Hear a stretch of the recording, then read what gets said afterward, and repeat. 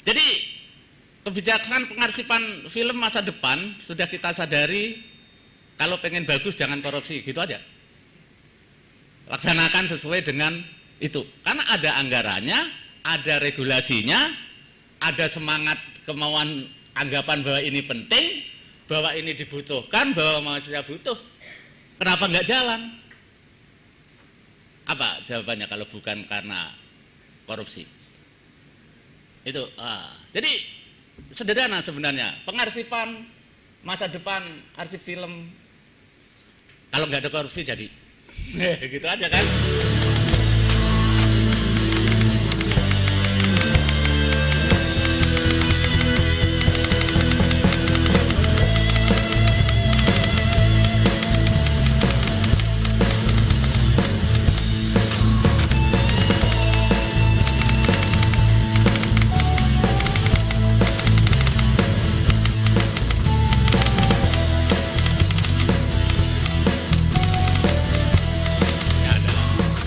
Masa depan arsip film gitu ya. Kalau di Jawa tuh dulu ada istilah gini, besok makan apa gitu ya. Yang satu masyarakat lainnya adalah apa besok makan. Nah, ya, yang besok makan apa itu biasanya lebih sejahtera dari yang bertanya apa besok makan. Nah, kalau kita bicara masa depan arsip film Indonesia berarti tidak ada masalah dengan pengarsipan film pada hari ini. Maka berbagailah kalian kan, tidak ada masalah karena sudah memikirkan masa depan anak cucu kita supaya bagaimana mendapatkan manfaat tentang arsip, bagaimana supaya mempermudah arsip gitu. Itu pertama. Saya sengaja mengawali ini supaya kita mulai dengan pikiran dulu ya, karena basicnya adalah supaya pikiran kita jalan dulu. Arsip ini nggak menarik kalau nggak ada itu tadi foto dulu, karena takut pada bubar, ngomong masih ngumpul nih, nggak ada yang menarik, ya kan? Sehingga kalau tadi bilang arsip ini penting itu kan bagi akademisi, bagi ini dosen-dosen, bagi itu. Mahasiswa pun saya yakin nggak sangat menganggap arsip ini penting. Anda akan lebih tertarik acara besok itu pas sampai selesai itu. Foto-foto, selfie-selfie itu sampai selesai kan? Sama dengan nih teman-teman SMK ada tadi kan? Akan lebih senang kalau didatangkan Reza Radian ke sekolah kan gitu. Artis-artis ke sekolah apa acaranya nobar dan sebagainya. Itu nggak perlu buru-buru foto. Nah ini tadi kenapa foto dulu kan karena memang nggak menarik arsip ini untuk kita bahas selain karena kepentingan pikiran, karena kepentingan pengetahuan, karena kepentingan intelektual gitu ya. Nah makanya saya mulai dengan pikiran dulu, saya mulai dengan kesadaran pikiran dulu. Karena kalau pengalaman apa itu sudah itulah. Nah bicara arsip masa depan ya, begini dulu. Ada dua hal terutama ya. Sebenarnya yang ingin kita ketahui itu kebijaksanaan tentang pengarsipan masa depan dalam rangka tadi semua, ataukah teknik-teknik atau cara-cara mengarsipkan film. Kalau soal arsip film itu penting sudah sangat dari A sampai Z tadi kan sudah ya, sepakat itu. Nah, kalau yang dimaksud adalah tentang cara pengarsipan mana seharusnya bagaimana di masa depan. Nah, saya ingin ngajak berpikir begini teman-teman ya. Pengalaman saya atau pengalaman kita yang kemudian menjadi pengetahuan itu kan hanya bisa kita dapat dari kita mati sampai kita lahir. Ya. Gitu ya. Bagaimana kita bisa membayangkan pengalaman itu untuk kita terapkan kepada sekian puluh tahun lagi dan sebagainya, yang kita tidak tahu apa yang kita hadapi nanti. Apakah nanti itu pengarsipan film itu cukup kita akses dengan sebuah chip di kepala, lalu dengan remote atau bahkan dengan pikiran, lalu muncul namanya intellectual intelligence, apa? Ya, AI, artificial intelligence, lalu muncul di pikiran kita tentang sejarah film tadi. nggak bisa kita bayangkan. Sama dengan kakek nenek kita dulu nggak bisa membayangkan bahwa Anda nanti kalau mencari arsip cukup lewat mengusap-ngusap handphone, muncul Google, muncul Wikipedia dan sebagainya itu. Dulu Anda disuruh ikro, bacalah, suruh membaca. Tapi hari ini Anda cukup mengusap itu, handphone itu muncul di situ, Google apa itu segala macam. Dan itu yang mengabdi di sana kita. Maka tadi Pak Widi bilang ada nggak yang ditayangin gitu ya, apa presentasi? Saya bilang enggak lah, kita bicara saja, kita pakai pikiran, kita kira gitulah, kita menghidupkan ini semua karena juga saya nggak yakin presentasi seperti itu juga dibaca, enggak. Yang ada di scan, ya kita scan sekilas tuh, kayak orang scan kan berbeda dengan membaca, sekilas terus itu. Nah, karena itu yang ada pada kita. Kalian kuliah nih, jurusan film. Semester pertama tunduklah sama Pak Widi, sama Pak Danu, wah itu kan. Semester kedua udah nggak menghargai mereka tuh, menghargai Google tuh. Semester ketiga udah merasa lebih pinter tuh, udah bisa buka ini dan sebagainya. Kan itu yang terjadi. Itu bahkan itu ya, bahkan kalau Anda coba-coba apa tadi artificial intelligence sekarang ini, begitu Anda buka banyak yang salah tuh kalau tentang film, karena mereka basicnya juga dari arsip, dari data-data yang tersimpan yang di cloud itu dan sebagainya. Nah tadi, jadi saya katakan ini bukan karena mengkanter arsip itu tidak penting, tetapi cara kita memperlakukan arsip, cara kita mengelola arsip, termasuk cara kita yang kita angkat tema ini adalah tidak sesuai dengan omongan kita bahwa arsip itu penting. Itu basic pertama, yang itu. Termasuk tadi saya sindir bahwa ini kan nggak penting karena kalian buru-buru mau bubar karena nggak menarik kan arsip ini. Itu kita ngomong penting, tapi yang penting itu loh, kumpul-kumpul artis, foto-foto, ngomongin film ya Mas ya, atau besok workshop film tuh di Tawangmangu. Itu yang itu, makanya saya sengaja mulai dari ini karena ini di kampus gitu ya, di depan mahasiswa. Tapi sesungguhnya saya justru ingin mengajak bahwa saya ingin justru mendukung bahwa arsip ini penting gitu ya. Tadi saya mulai dengan satu cara pengarsipan ya, dan dua adalah kebijaksanaan ya. Tadi cara pengarsipan ini akan berubah. Ya, dan kita tidak bisa membayangkan selain sepanjang pengalaman-pengalaman yang kita lakukan hari ini. Samalah dengan Mas Danu ini apa nih? Sekarang itu kemarin tuh contoh ya. Saya pakai supaya analogi kita tetap di film gitu ya. Kemarin ada rombongan tuh teman-teman karena sertifikasi kompetensinya selesai setelah 2 tahun. Gitu ya kira-kira. Wah, ini gimana nih? 2 tahun. Ya udah sertifikasi lagi. Berapa biayanya? 600 gitu. Protes loh, saya dulu ikut sertifikasi kompetensi ini karena mengharapkan pekerjaan supaya lebih mudah dapat pekerjaan. Nah, dari sejak saya sertifikasi kompetensi saya belum dapat kerjaan ini sudah lagi disuruh sertifikasi kompetensi. Dari dulu saya termasuk yang cerewet masalah sertifikasi kompetensi. Ini contoh aja. Nah, sementara okupasi disusun tahun berapa itu, Mas Danu ngerti ini ya, okupasi. Nah, kamera itu sertifikasi kompetensi itu kan soal teknis ya Pak ya, keterampilan bagaimana menghidupkan kamera. Besok menu kamera itu udah berubah, bulan depan lagi itu sudah berubah lagi. Kan gitu ya, bulan berikutnya sudah ada jenis kamera yang lain. Aduh, bukan kita menentang sertifikasi kompetensi, tetapi ada pendekatan-pendekatan yang perlu mungkin tadi, makanya saya mendobrak pikiran dulu di awal ini supaya kita lebih leluasa melahirkan ide-ide, kreasi-kreasi gitu ya. Karena cara ini, nah ini berbeda dengan nanti yang kedua, nanti saya bicara kebijaksanaan atau cara-cara ini kan sebenarnya ditentukan oleh ide-ide kreatif kita, bukan disusun oleh teori-teori, berbeda dengan kebijaksanaan tadi ya.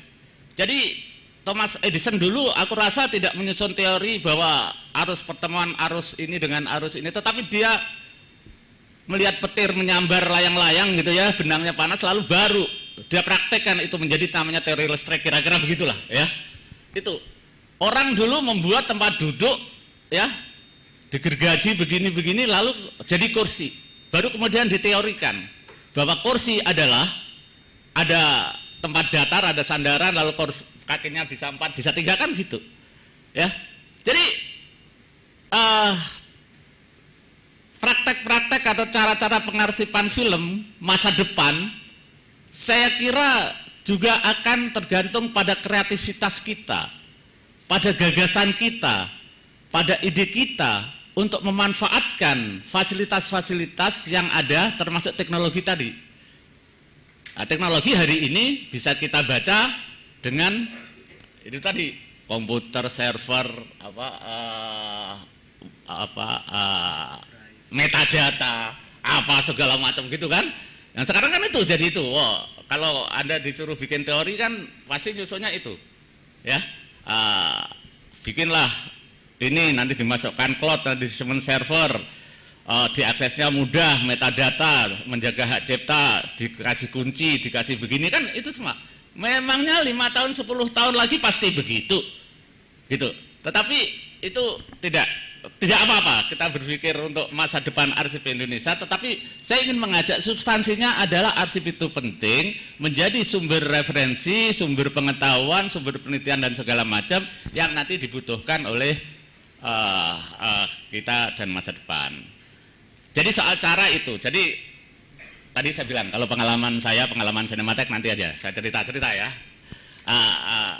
Kedua tentang kebijaksanaan. Nah ini mungkin ini yang lebih nggak apa-apa kalau berdasarkan teori gitu ya, berdasarkan rumusan, berdasarkan kebijaksanaan gitu.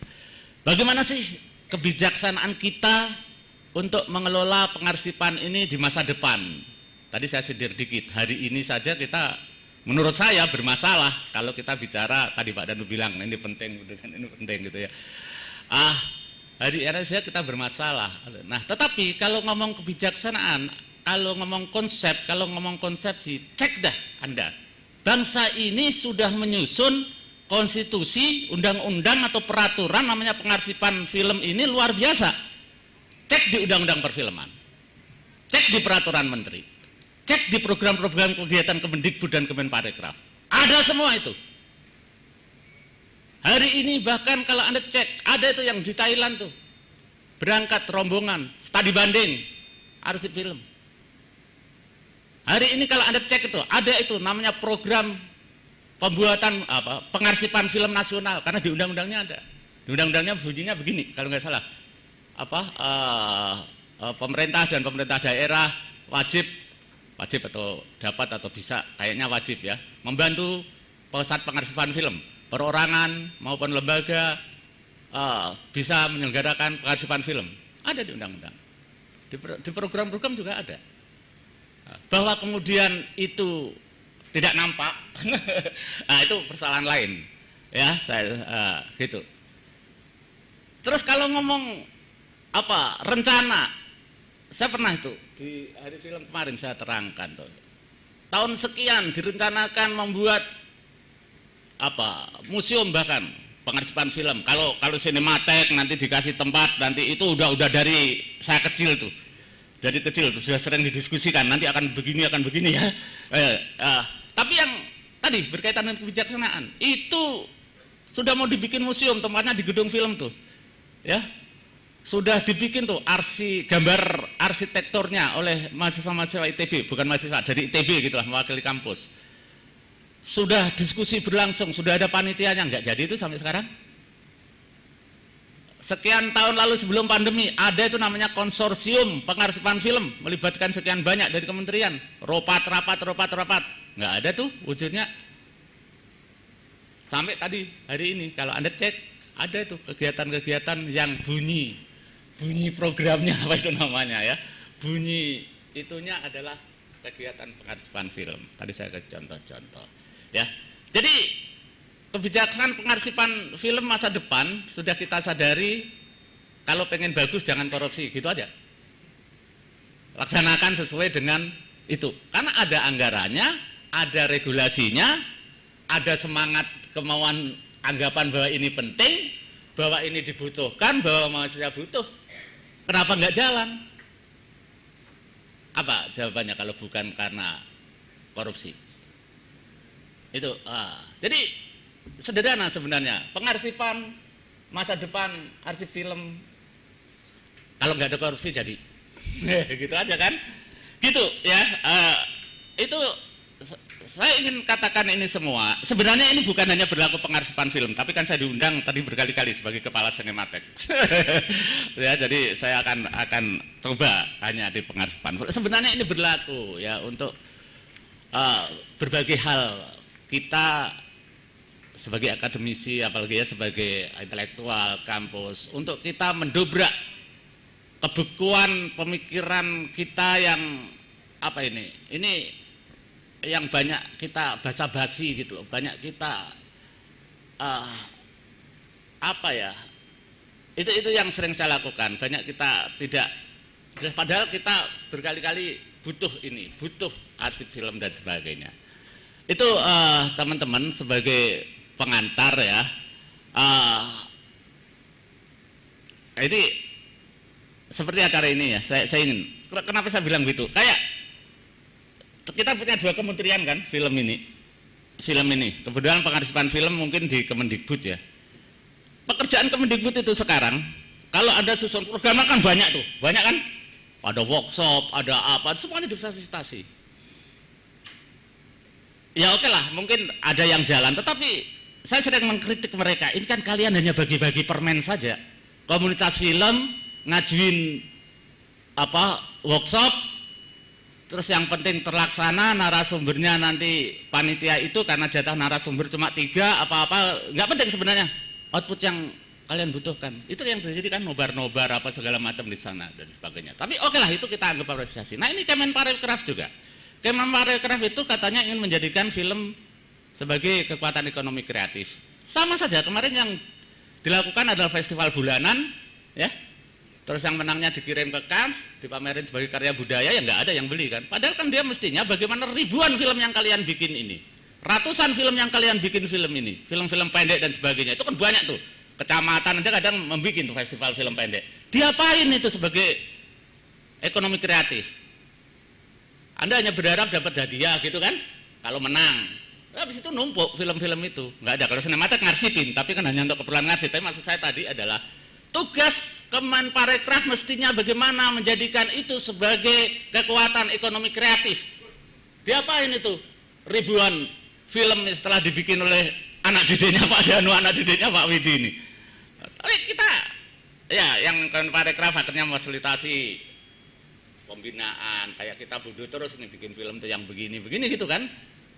Nah, sementara yang Kemendikbud juga begitu, programnya lebih pada apa ini, tadi yang saya bilang ada lebih prosedural lah kasarnya gitu, lebih yang penting sesuai dengan laporannya beres. Tapi substansi terhadap penyelenggaraan perfilman ini kita melenceng jauh. Substansi terhadap penyelenggaraan film ini kita tidak sudah melanggar, istilah saya sudah tidak sesuai dengan arah tujuan penyelenggaraan perfilman kita yang berbasis konstitusi, yaitu undang-undang perfilman maupun tujuan-tujuan mulia dari penyelenggaraan perfilman. Begitupun ketika kita bicara pengarsipan film, itu intinya yang saya katakan sebagai pengantar. Begitupun kita menangani pengarsipan film, kita sebenarnya lebih pada tadi wacana-wacana penting, tapi sebenarnya kita tidak sungguh-sungguh ingin menjadikan itu sesuatu yang serius sebagai sebuah semacam sumber pengetahuan, sumber kebudayaan, bahkan lebih dari itu adalah bagaimana kita melihat masa lalu, melihat hari ini dan menyusun visi masa depan, kan gitu kan.